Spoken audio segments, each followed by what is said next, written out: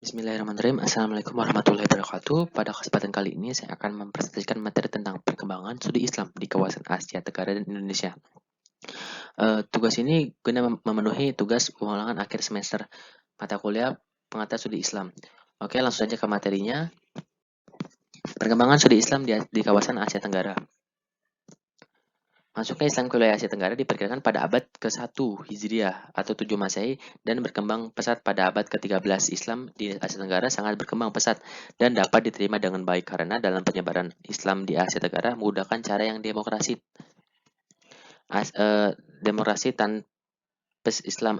Asia Tenggara memberikan gambaran real terhadap apa yang disebut dengan Islam lokal yang mencerminkan suatu pertemuan budaya, sosial dan intelektual antara budaya lokal dan Islam. Beragamnya suku bangsa dan etnis di Asia Tenggara memberikan gambaran nyata bagaimana Islam dapat bertahan sekaligus membentuk suatu komunitas religius anti kekerasan. Semakin menguatkan konsep-konsep postmodernisme yang memberikan peranan besar terhadap local knowledge membuat Islam di Asia Tenggara menjadi perbincangan yang hangat. Di samping itu, tentu tanggapan intelektual Muslim di Asia Tenggara yang toleran menerima, bahkan tidak jarang menjadi pembelaan ilmu-ilmu sosial Barat, menempatkan Islam di Asia Tenggara sebagai pusat pertemuan antara Islam, budaya lokal, dan dapat disebut dengan modernisme.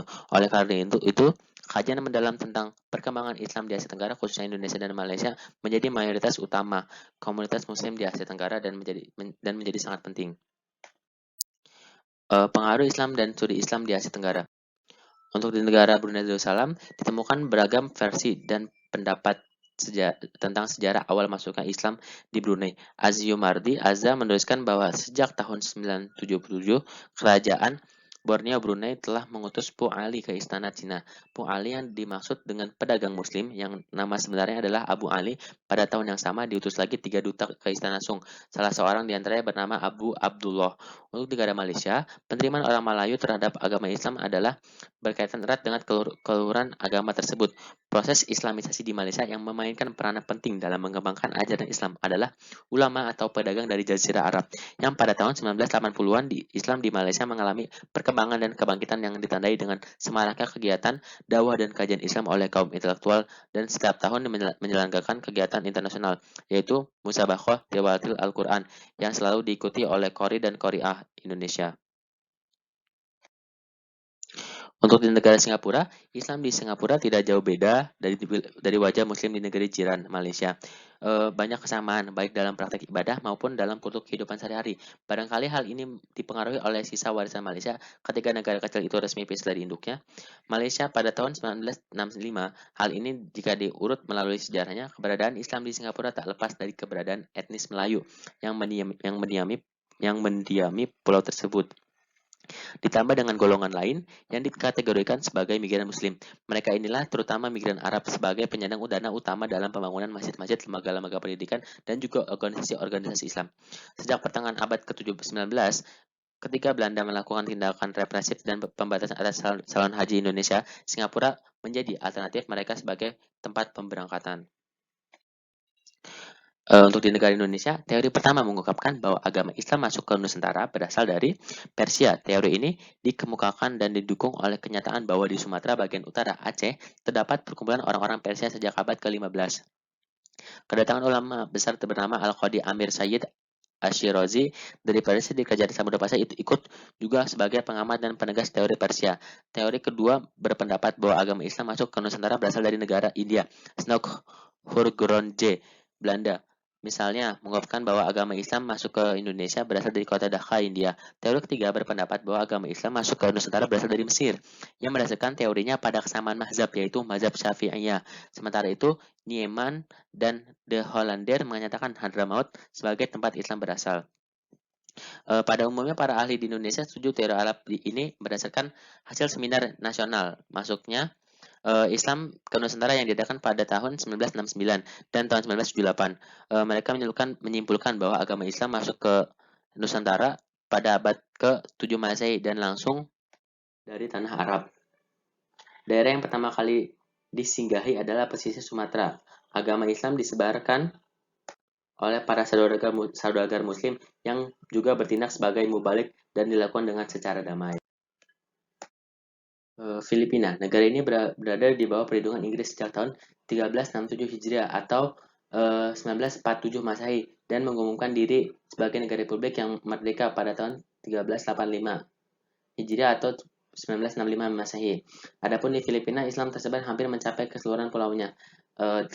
Pulau telah berdiri permintaan Islam, akan tetapi muncullah arus pemilihan keagamaan yang dibawa oleh penjajah Spanyol yang amat dibenci. Sekarang ini Islam hanya tinggal ada di 13 wilayah di selatan Filipina yang sampai saat ini masih hidup menuntut pemerintahan otonomi dengan segala upayanya.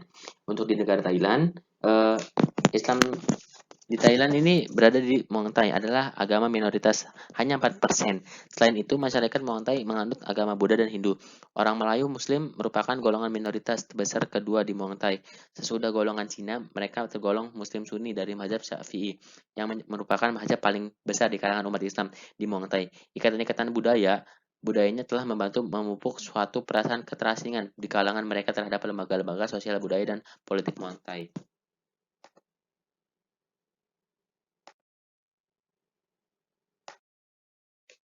Perkembangan studi Islam di Indonesia. Sistem pendidikan di Indonesia dimulai dari sistem pendidikan langgar, kemudian sistem pesantren, kemudian berlanjut dengan sistem pendidikan di kerajaan-kerajaan Islam. Pada akhirnya muncul sistem kelas. Maksud pendidikan dengan sistem langgar adalah pendidikan yang dijalankan di langgar, surau, masjid, dan di rumah guru. Kurikulumnya pun bersifat elementer, yakni mempelajari abjad huruf Arab. Sistem pendidikannya di pesantren, di mana seorang kiai mengajari santri dengan sarana masjid sebagai tempat pengajaran atau pendidikan dan didukung oleh pondok pesantren sebagai tempat tinggal santri. Pendidikan di kerajaan-kerajaan Islam yang dimulai dari Kerajaan Samudra Pasai di Aceh, adapun materi yang diajarkan di majelis taklim tersebut dan halaqah tersebut di Kerajaan Samudra Pasai adalah fikih mazhab Al-Syafi'i. Pada abad ke-19, perkembangan pendidikan Islam di Indonesia mulai lahir sekolah model Belanda, yaitu sekolah Eropa, sekolah Vernaculer. Di samping itu ada sekolah pribumi yang mempunyai sistem yang sama dengan sekolah-sekolah Belanda tersebut, seperti sekolah taman siswa. Kemudian dasawarsa kedua abad ke-20 muncul madrasah-madrasah dan sekolah-sekolah di mana model Belanda oleh organisasi Islam seperti Muhammadiyah, NU, Jamaat Al-Khair pada level perguruan tinggi dapat digambarkan bahwa berdirinya perguruan tinggi Islam tidak dapat dilepaskan dari adanya keinginan umat Islam di Indonesia untuk memiliki lembaga pendidikan tinggi Islam sejak zaman kolonial. Mungkin bisa disebut sekarang dengan sebutan UIN atau Universitas Islam Negeri yang berada di negara Indonesia. Untuk metode dan model pembelajaran Islam di Indonesia berdasarkan kampus yang ada di Indonesia, saya sebutkan 3 kampus. Yang pertama yaitu Kampus Institut Pertanian Bogor, IPB. Salah satu upaya yang perlu dilakukan adalah pengembangan model-model pembelajaran yang tepat untuk PAI, Pendidikan Agama Islam, agar sesuai dengan perkembangan zaman. Untuk mewujudkan PAI yang baik dan bermanfaat bagi peserta didik, diperlukan para dosen PAI yang berpengalaman dan berpengetahuan luas. Diperlukan juga model-model pembelajaran yang sesuai dengan usia peserta didik. Alasannya agar pembelajaran agama Islam mudah diterima dan dipahami. Konsep model pembelajaran PAI adalah suatu perencanaan atau suatu pola yang digunakan sebagai pedoman dalam merencanakan pembelajaran di kelas atau pembelajaran dalam tutorial. Untuk kampus kedua, pengembangan agama Islam di kampus Unisma. Mahasiswa diberikan pembelajaran keislaman secara khusus dalam upaya standarisasi sikap ilmiah dan akhlakul karimah dalam kehidupan akademik serta kehidupan sehari-hari yang islami. Kedua, mahasiswa diberikan paket agama Islam yang ditepus pada semester dari semester 1 sampai semester ke-6. Moderat. Muakid 2019. Mahasiswa baru yang akan masuk Unisma diproses melalui beberapa tahapan. Beberapa tahapan diantaranya adalah Osikaba, Master Baba, Khalaqodiniyah, Pembelajaran Al-Quran, Kadar Aswaja, pendidikan kadar pergerakan Nahdlatul Ulama PNU. Untuk di kampus yang terakhir yaitu kampus Universitas Muhammadiyah Malang.